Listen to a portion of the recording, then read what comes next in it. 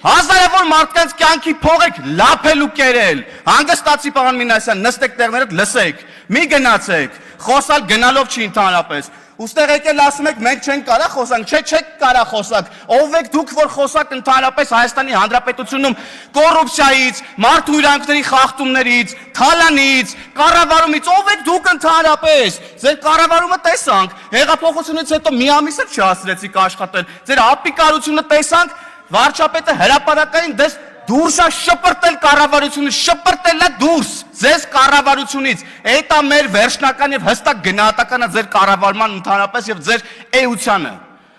Զզվացրիք թողեք արդեն իսկականից։ Ձեռեք առել է ժողովրդին։ Այո, ապօրինի գույքի բռնագրանցման ինստիտուտը անելու համար մեզ 3, 4, 5 տարի ժամանակ է պետք գալի։ 3 տարի ժամանակ է պետք եղել։ Հիմա մտել է ընթացքի մեջ այդ ապօրինի գույքը հատիկ ամեն ինչ վերադարձվելու է այս պետությանը։ Ու հիմա այսպես ջղաձգված եկել եք, փորձում եք ձեր լափածը թալանացա հետ բերեք։ Սենց ինչ-որ բան փորձում են քաղաքացիական պայմանագիր խմբակցության իշխանության ներկայացուցիչներին մեղադրել են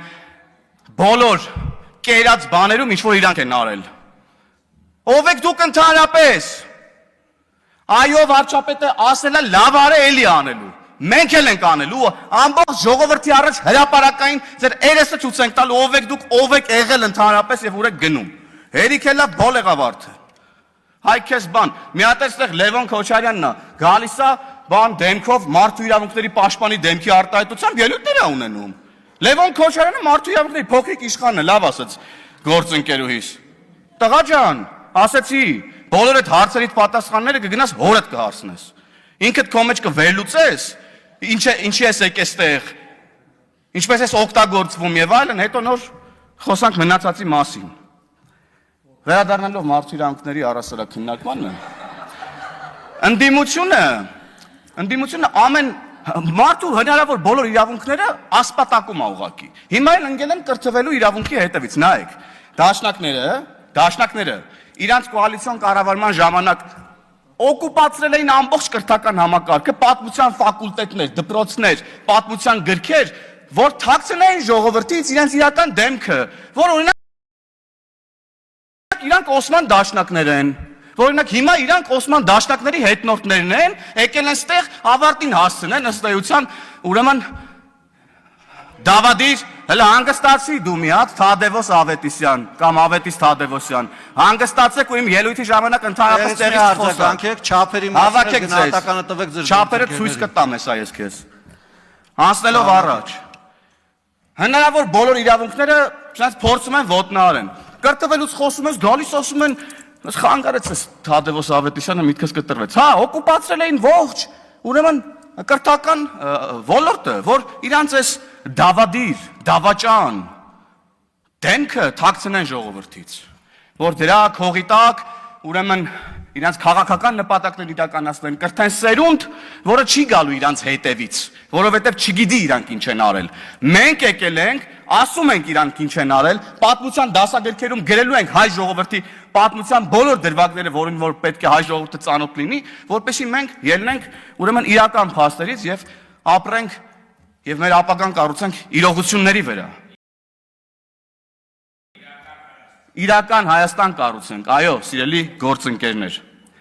Մյուս իրավունքը, որ ասպատակում են ուրեմն այս ընդդիմադիրները, օրինակ խոսքի ազատությունն է եւ լրագրողների իրավունքներն առասարակ։ Մի հատ թթու բառ ասես լրագրողներին, վայ, կգան պլակատներով ստեղ կկապեն։ Ամենայն արգանքով բոլորիդ նկատմամբ սիրելի գործընկերներ, ես էլ եմ լրագրող եղել։ Մի հատ թթու բառ ասեն, գիտես ինչ կանեն։ Էլ չեմ պատկերացնում, նյութեր կգրվեն, էլ չեմ ասում ինչ վերնագրերով եւ այլն եւ այդպես շարունակ, բայց որ օրինակ ընդդիմադիր падգամավորը գալիս է ասում է,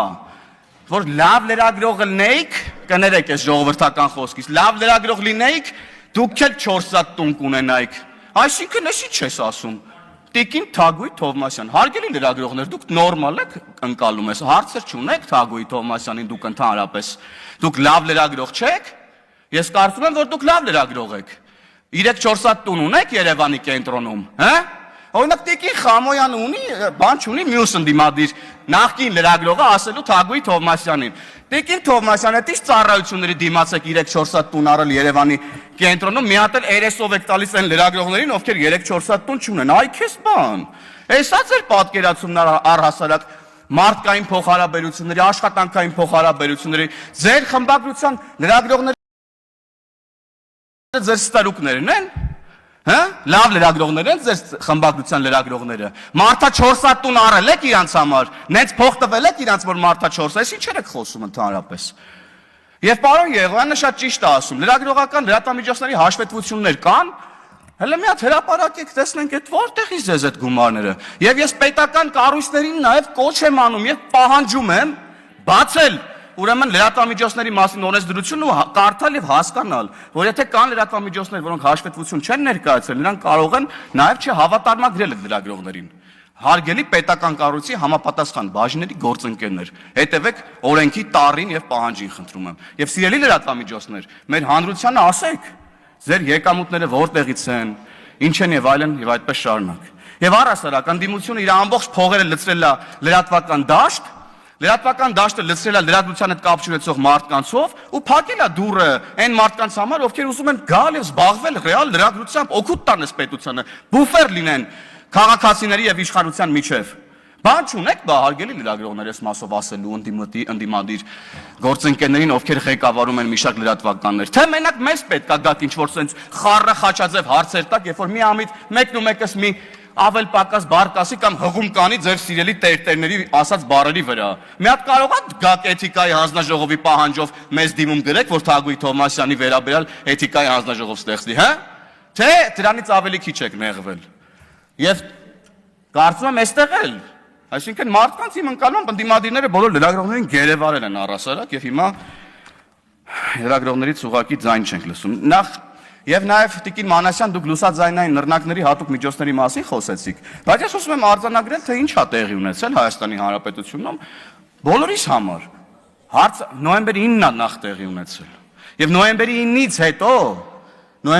հետո նախ մենք պետք է արձանագրենք, որ նոյեմբերի 9-ը, մարտի 1-ը եւ հոկտեմբերի 27-ը սրանք նույն շղթայի պատասխանատուների ձեռի գործն է։ Եվ մեր մեղքն է նաև, որ մինչև այսօր այդ բացահայտումները մինչև վերջ արված չեն, բայց այս քանի օրերի ուժային նաև իրավապահ մարմինների զեկույցները մեզ հույս են ներշնչել, որ ոչ վաղ ապագայում մենք առնվազն շոշափելի արդյունքներ այս իմաստով կտեսնենք։ Բայց ես ուզում եմ ասեմ, որ մեր ընկալումը, բառամթերքը Հայաստանի Հանրապետությունում տեղի ունեցող իրավիճակի վերաբերյալ չի կարա լինի ստերիլ եւ այսպես ասած շատ նման այլոց։ Մենք մի պետություն ենք, որտեղ ահաբեկչություն է տեղի ունեցել։ Մի պետություն ենք, որտեղ 2020 թվականին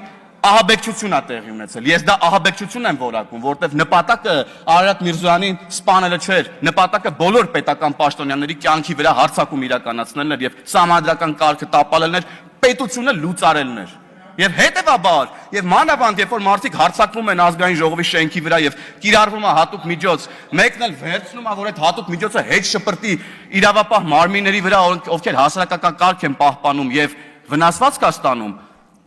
ամենայն ցավով ես ցավում եմ, որ նման դեպքեր առհասարակ մեր քաղաքացիներից որևէ մեկի հետ տեղի ունեն, անկախ նրանից, թե քաղաքացին ինձ ինչ է ասում։ Բայց մենք պետք է ընդհանուր կոնտեքստն ու իրավիճակն էլ նաեւ